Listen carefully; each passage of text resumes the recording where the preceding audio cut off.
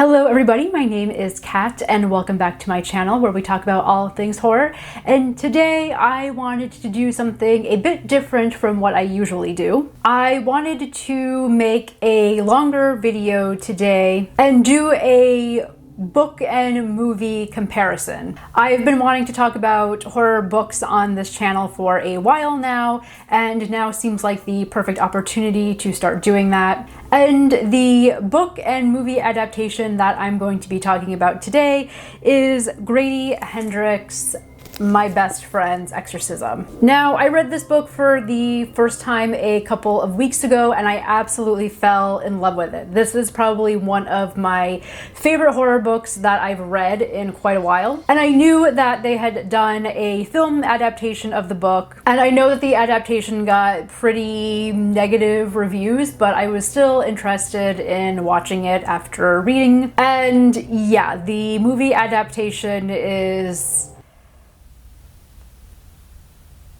not good. I was very disappointed in the film. Many of the events that happened in the book were either missing or just really watered down in the film. It really lacked the creepy tone and atmosphere that Hendrix sets up so beautifully in the book. And it was one of those things where it felt like the filmmakers didn't even read the book. They just looked up a synopsis online and then created a script from that. And it's disappointing because this is an amazing, amazing book and it deserves better than what Amazon Studios gave it. And so what I was interested in doing was sitting down and really analyzing what about the book makes it work so well as a horror text, and why the film adaptation did not live up to the standards of the book. And just a couple things before we begin, you'll probably notice that this intro section looks a bit different than the rest of the video. And that's because I filmed this video a few days ago, and then when I was getting ready to upload the footage to edit it, I accidentally deleted my original intro.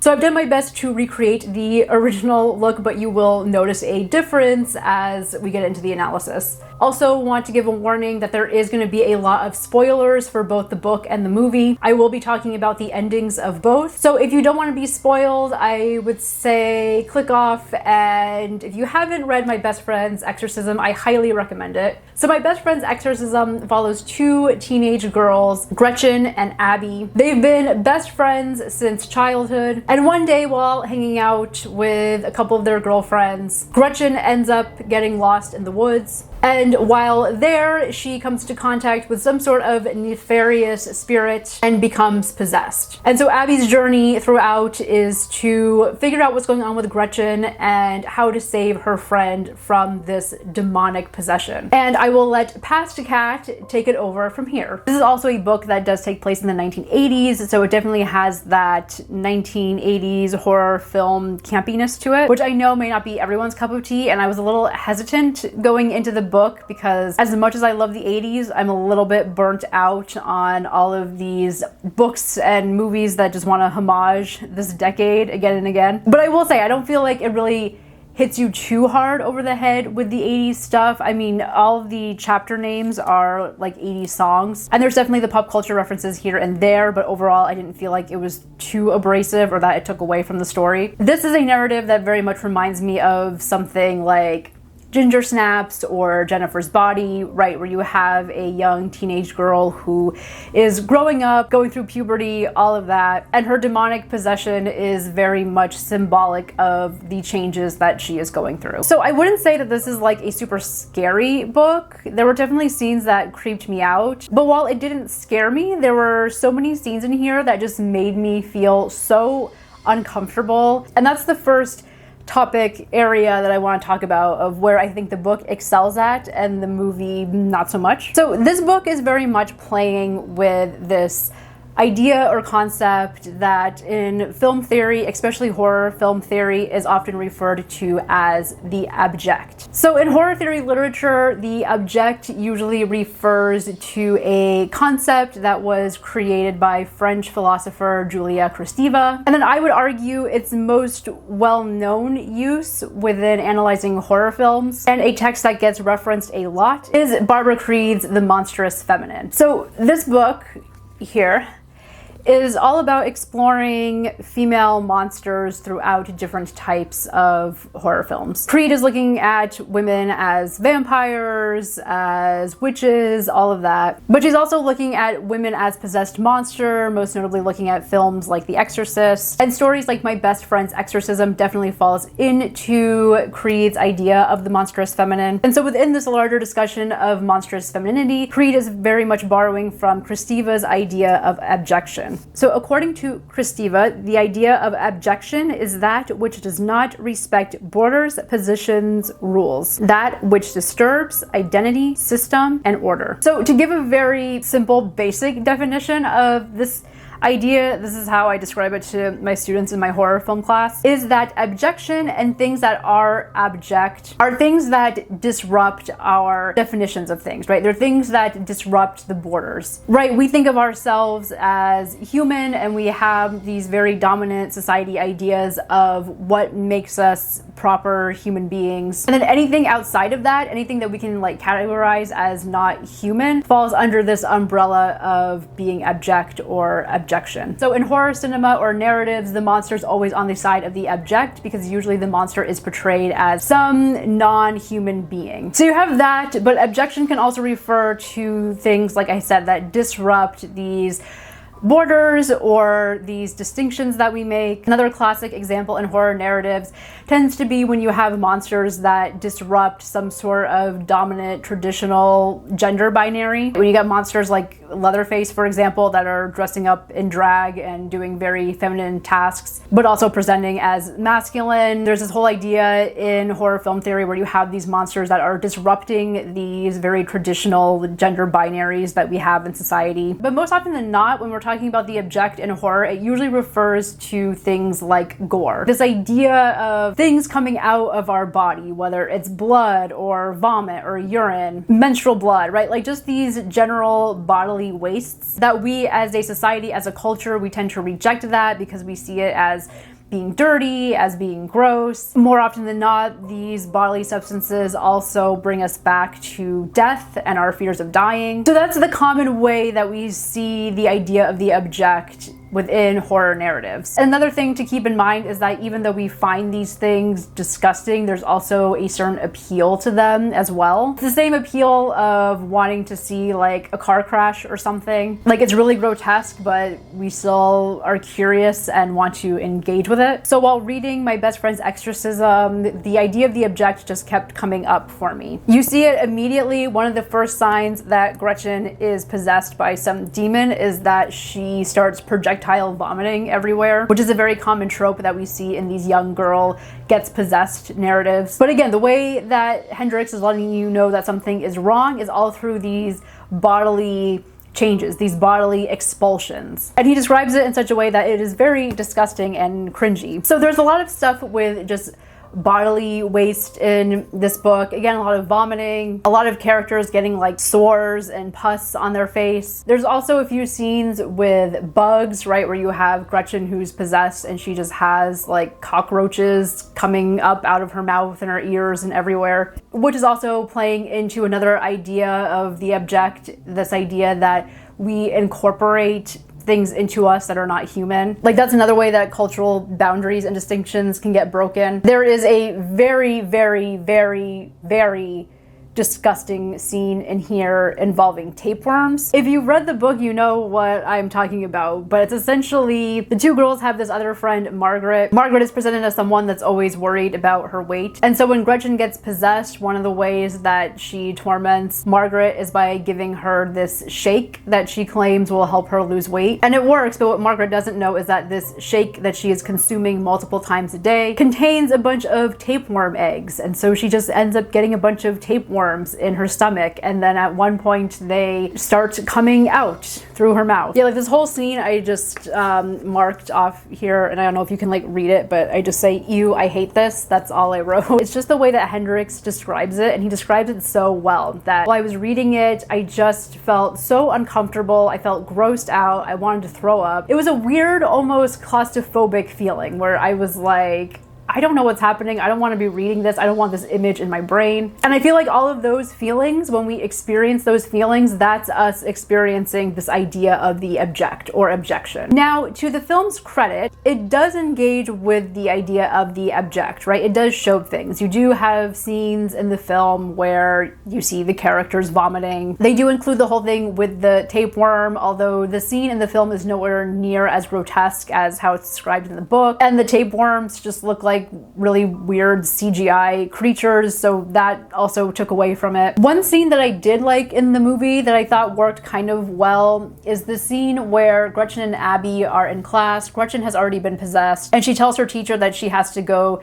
to the bathroom, and the teacher will not let her go. And so then she just goes to the front of the classroom and grabs the trash can and sits down on it and just starts peeing in front of the class. I thought that was okay. Like, the film definitely tones down a lot of what happens in the book, but I did like that it was trying to kind of engage with this idea of the abject. So I thought that Gretchen going and relieving herself in front of the students and teachers, like, that's obviously a huge social taboo that's being broken there. But I thought that was a good visual and scene to kind of talk about this idea of the abject in the way that it does violate these social mores that we have. So the film is engaging with these concepts on some level. However, what I think it's missing that the book does is to also work the abject with this other idea or notion of the uncanny. So the uncanny is obviously a Freudian term. It is yet another concept that we see get mentioned a lot in horror theory. In Freud's definition, it has a lot to do with things that are repressed, things that are hidden away, right? This idea that something is off within the home environment, but it kind of gets pushed to the side, like it gets ignored. And so this is another concept and idea that this book is playing with a lot, especially in terms of the adults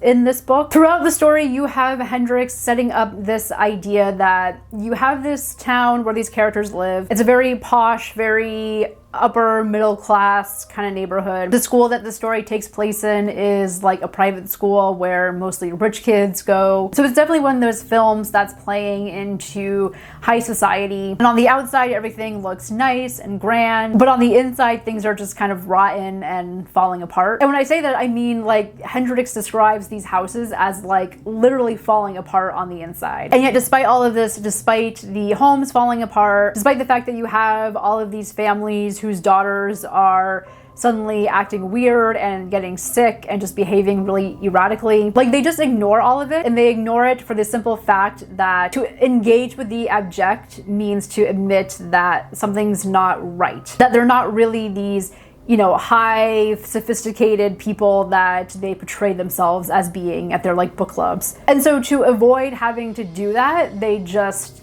ignore everything, kind of sweep everything under the rug and like, oh, things are fine, they'll take care of themselves. Just to give an example of what I'm talking about, this is a description of Margaret's house when Abby goes to visit her when she's sick with the tapeworms. Every downtown house's exterior looked exactly the same. Neatly painted white columns, shining coats of fresh paint on the exterior walls, glossy black shutters pinned back from the windows, scrolled wrought iron fences and gates enclosing microscopic front yards. But every interior, hidden from public view, was its own secret study in decay. Ceilings sagged, walls cracked, paint blistered, plaster peeled, but the owners just shrugged and walked around the holes in their floors, or ate in the kitchen if the dining room ceiling had collapsed. Families of humans coexisted peacefully with families of raccoons living in the walls, and when fires were lit for the first time in winter, the pigeons living in the chimneys asphyxiated and dropped down the flutes in swirls of sooty feathers. The help constantly swept the floors to pick up the flakes of lead paint that rained from the ceilings. Plaster dust showered onto plates at dinner parties when someone walked across the floor upstairs. The right kind of people endured these inconveniences without complaint. If they didn't, it was a sure sign that they had no business owning a real Charleston house after all. So I love his descriptions like that, and I think it really gets to the heart of a lot of the eeriness in this book. And I will say that this dynamic in which you have adults that are just totally clueless and you have the children running around being like, hey, something's wrong. Obviously, we have seen this dynamic getting played out in thousands of books and movies before. But there is something about the way that Hendrix is combining this idea of the uncanniness of things just falling apart and the adults wanting to pretend that nothing is wrong, combined with these elements of the abject and all this really gross nastiness. Those two things combined together just add so much dread to the story. Like I said before, there's just a claustrophobicness about it, and I think it really puts you in the head of Abby, and it really keeps you guessing throughout the whole book of like, how in the world is Abby gonna get herself out of this situation? And this uncanniness that I just described is not present at all in the film. Like, the adults don't really play a role in the movie, which I feel like was a missed opportunity. But this is one of those examples that I was getting at earlier, where I feel like the book sets up these really great visuals, but we don't see any of that in the film. Like, there's no scenes where we have any of the characters going through a house and it's like falling apart. There's another scene in the book where Abby goes to Gretchen's house and like it's cold and she opens up the refrigerator and all the food is moldy and rotten. Like, that could have been a really good visual to include in a film and really show just how off everything in this world is. But they don't do that. The houses are just houses. They look like any normal sets that you would see on like a sitcom or something. And so I feel like because there's no uncanny aspect here, I feel like a lot of the dread that Hendrix creates in his story is just completely absent in the film, right? The set design, the lighting, like, it's all so bland. There's no like character to it. There's no thought put into it. It feels like everything kind of looks the same. It's just bright. And again, I'm like, all the visual stuff was right here for you in the book. Like, Hendrix describes it all very clearly, which is why I was saying earlier that it felt like the creators of this film, it just looked at the Wikipedia synopsis of the book and didn't actually read it. So again, I felt like it was a missed opportunity to not have the adults more present within the film. And I also say that because such a big theme in this book is the idea of growing up and the kind of dread that comes with being a kid and having to grow up and become an adult. The sadness of having to leave childhood joys behind. We often associate childhood with things like imagination and children being more perceptive to things that we as adults don't always see, or again, that we just choose to ignore. And so there's a real fear for the girls in this book about becoming adults and becoming like their parents. They want to hold on to their childhood and their imaginations and this great relationship that they have with each other. But at the end of the day, they can't do that because they're getting older and they are going to have to face the realities of becoming a grown-up. And so again, as I mentioned earlier, Gretchen's possession within this book is really more symbolic of her going through the process of growing up, whereas Abby is not quite there yet. Hendrix has a lot of really great descriptions of Abby's bedroom, and it's filled with like stuffed animals and posters of boy bands that she found attractive as a kid. And so Gretchen's possession is really more the story of Abby having to come to terms with the fact that her friend is growing up. And I feel like Hendrix makes this pretty clear. There's a scene on page 184 when Abby is talking to the school priest, and she's going to him because she's worried about Gretchen and all of the changes that's happening within her. And the priest is talking to her about things like metaphors, and he says, metaphors, ways of dealing with information and emotions. Adolescence is a complicated time, and some really bright people think that when the adult emerges, it's like you're being taken over by a different person, almost like being possessed. Sometimes parents or friends get hurt when a loved one changes. They look around for something to blame. Music, movies, Satanism. So yeah, I feel like that quote right there says it all and says what Hendrix's intentions was by writing a possession story. The true demon in this story is having to grow up and having to get older. And this is reflected in Gretchen's actions, right? When she gets possessed, she starts changing her clothes, and her clothing starts representing something more like what her parents might wear. She also starts experimenting with boys more and exploring her sexuality. In the book, there's a very clear change of progression with Gretchen's character, right? You see Gretchen before she gets possessed, and then there's after she gets possessed and she's really in bad shape, right? She's throwing up everywhere. She has all of these like wounds and pus on her face. And then there's Gretchen after the demon successfully assimilates within her, and she's beautiful. She looks older. She acts more mature. And like, there's none of that in the movie. Like the character of Gretchen pretty much stays the same from beginning to end. So that metaphor that the book is exploring just ultimately gets lost. Now, the demon in the book is a real demon. I think his name is, looking at my notes, Andros?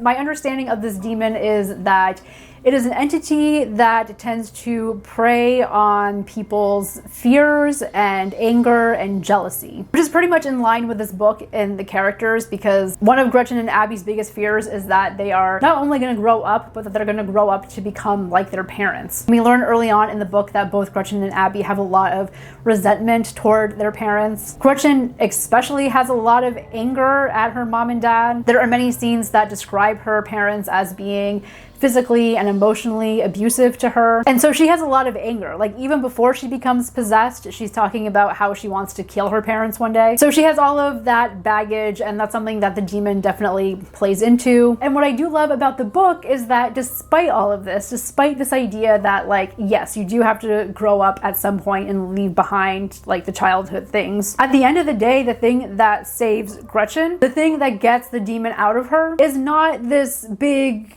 Christian exorcism that Abby and this priest character do try to do in the book. And so for Abby, who is just at her wit's end and doesn't know what else to do, begins casting out the demon, and not in the name of any kind of god, but in the name of all of the things that the girls enjoyed as children growing up, right? So casting out a demon in the name of Phil Collins, whose songs they were obsessed with and would always sing together. Casting out the demon in the name of E.T., which was the movie that they first saw together. The power of the Thornbirds and E.T. and the power of cookies and cream frozen yogurt compels you. So I did like that part of the book, that the thing that does save Gretchen and Abby at the end of the day is still holding on to some of that childhood wonder, not completely giving in to adulthood, but still holding on to some of that imagination, some of that joy, and not being afraid to express that and say it out loud. It was something I was not expecting when I was reading, and so it was a nice surprise, and it felt like a really nice message to be ending the book on, because after that you do have a whole epilogue where Hendrix makes it very clear that yes, the girls, while they were still friends, you know, they did grow up, they did go separate ways, they had families, all of that. But there was still this childhood wonderment, and there was still these like inside jokes from childhood that they would have. And that was the thing that sustained their friendship throughout all of the years, even despite having to deal with the chaoticness of being an adult. There's a scene with a Coke can in particular that I really liked that I'm going to talk about in the next section. But before I get to that, just to go back to the movie. So as I've been saying, the book has this great metaphor of like possession as growing up. And then in the film, the possession, the demon, is just an actual demon. Not just that, but like some kind of Gollum, Lord of the Rings reject looking CGI creature. Oh my god, it looked so bad. When I was watching the film for the first time, I was just like, why? Like, why is it here? Why is there an actual demon? And then they set the demon on fire, and that's it. That's like where the film ends. Like, there's no great larger message or theme. I didn't see the characters change at all in the film. I don't know what the film was trying to say about friendship, if it was trying to say anything. One of the things that I think works so well about the book is that it never gives you any detailed description about Gretchen's possession. It doesn't tell you exactly what happened or why it happened or how it happened. And then when the demon is exorcised out of Gretchen, like, that's it. You don't actually see it in any kind of physical form in the book. And that's what I like. I think the unknown factor of that it's not giving you a lot of details, just, again, adds to the overall eeriness of it. I also think horror in general tends to work better when it's just dealing with these archetypal themes in these kind of abstract ways, or in ways where it's not trying to give you all of the answers. For example, you can look at something like the original Exorcist. Obviously, it is revealed that Pazuzu is the demon that is possessing Regan, but it's not like you ever see Pazuzu. It's not like his physical form appears in the room. Another example, look at Halloween and Michael Myers, right? How in the first film, Michael Myers is just this embodiment of evil that's just going around and killing babysitters. To me, the moment that Michael Myers stopped being scary is in part 5, when they wanted to do that whole like cult shit, right? That whole Thorn cult, is that what they were called? And suddenly it was like, oh, Michael Myers was this sacrifice for this cult as a boy, and the devil is possessing him, and like all of this stuff, it's too on the nose. It's not scary. The genre of horror is all about dealing with the things in our society and our culture that we don't understand. It lives in the unknown. It lives in the unconscious. It lives in the uncanny. It lives in the paradoxes. So when you're going to take something and just make it so literal, it just takes away from that power and the scariness of it. And so that's why I was really disappointed when I saw that the film just went what I think is frankly the really easy route, and there wasn't any kind of larger message or theme associated with that. So the final thing that I want to touch on as far as like book and movie comparison is the relationship between the two girls. Now, I felt like in the film, I just didn't get any kind of chemistry between the actresses. Like, I just didn't buy that these two were best friends. And I think one main problem with that is that the film just kind of drops you in the middle of their sophomore year and it's just like, here are these two, they're best friends, but it's not interested in showing you like the nuances of their friendship. And look, obviously in a book, you have more time to really flesh out characters and their psychology. But again, I feel like there were very short scenes in the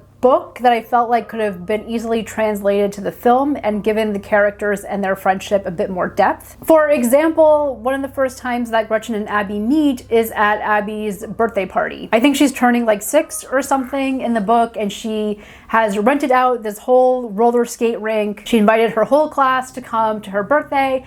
And what happens? Nobody shows up except for Gretchen. They meet and there's this whole nice scene where Abby teaches her how to roller skate. I feel like that's a really nice scene, and it's a scene that I think in a film you could do fairly quickly within a couple of minutes and just set up like, here's the reason why these two girls are so close. And I feel like the scenes that we do get in the film are just like, again, so lame. Like, there's a whole scene where Abby and Gretchen and their two other friends, it's the scene where they're all in the house together before Gretchen goes out into the woods and gets possessed. It's like one of them pulls out a Ouija board. I'm sorry, but I'm so tired of that trope in these movies. And it's just the same shit that we see all the time, where it's like you have the girls and the Ouija board is like giving them messages, and then there's the whole conversation where one girl is like, who's doing that? Are you moving it? And then the other character's like, no, I'm not moving it, you are. You're moving it. Shh.